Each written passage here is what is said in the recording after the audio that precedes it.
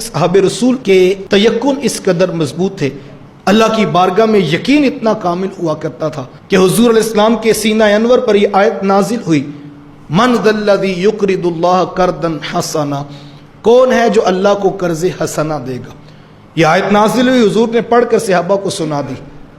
तो सामने बैठे हज़रत अबू दरदा रज़ियल्लाहु ताला अन्हो वो हुजूर से पूछते हैं, हुजूर क्या रब ने वाकई हमसे कर्ज़ हसना मांगा है। हुजूर मैं हाँ वो कर्ज मांग रहा है। उन्होंने हुजूर का बाजू पकड़ा और लेकर अपने बाग की तरफ चल पड़े और 700 खजूरों के दरख्त उस बाग के अंदर लगे हुए थे। कोई छोटा बाग नहीं था, इतना बड़ा वसी रकबा और उसके अंदर 700 खजूरों के दरख्त। वहां पर रुक कर एक बार फिर पूछा, क्या हुजूर अल्लाह ने वाकई हमसे कर्ज मांगा है। हुजूर में हाँ उसने कुरान में हमसे कर्ज मांगा है। तो हजरत अबू दरदा रज़ियल्लाहु ताला अन्हु हुजूर का हाथ पकड़कर अर्ज करते हैं, हुजूर आप गवाह हो जाएं, मैंने ये सारा बाग अल्लाह और उसको रसूल के कर्जे में दे दिया है। एक लम्हे का तवक्कुफ नहीं किया और फिर अब बाग के अंदर दाखिल नहीं हो रहे, बल्कि बाग के बाहर खड़े होकर अपनी घरवाली को, अपने बच्चों को आवाज देते हैं। घर के अंदर ही रिहाइश मौजूद थी, खाना पीना रहना सहना वहीं पर था।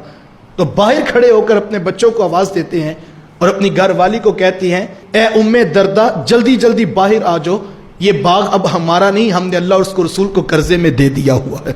और वो खुशबख्त खातून बाहर आकर ये नहीं कहती कि अबू दरदा अगली रिहाइश का कोई इंतजाम तो कर लिया होता, जरा हमसे घर आकर मशवरा तो कर लिया होता।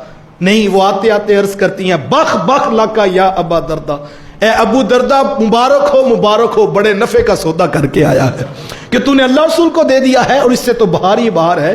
जरा हम भी अपने मामूलात जिंदगी में गौर करें, जो उसकी राह में खर्च किया ये यकीन रखें। हमारे एक दोस्त है, वो कहते हैं कि एक शख्स हमारी सोसाइटी की मस्जिद में आता है और वो आकर राह खुदा में जो है कुछ पैकेट्स जो है पैसे के बांटता है और उसने वो एनवेलप क्लोज किया होता है और उसके बाहर लिखा होता है कि ये जो मैं उसके नाम पर बांट रहा हूं ये पक्की बात है कि ये मेरा है और जो मैंने बचा के रखा है वो मेरा नहीं है। और वो अपने हाथों से यूं माल बांट देता है।